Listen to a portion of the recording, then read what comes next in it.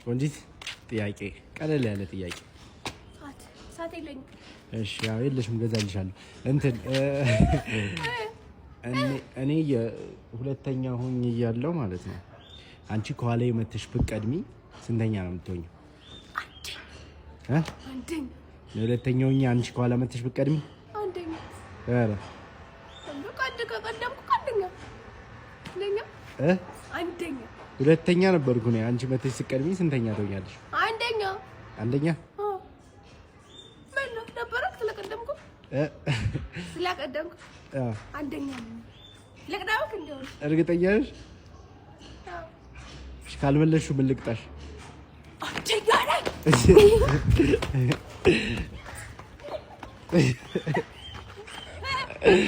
ወይኔ ኮሜንት ላይ መልሱልሽ። ኖ ካሜራ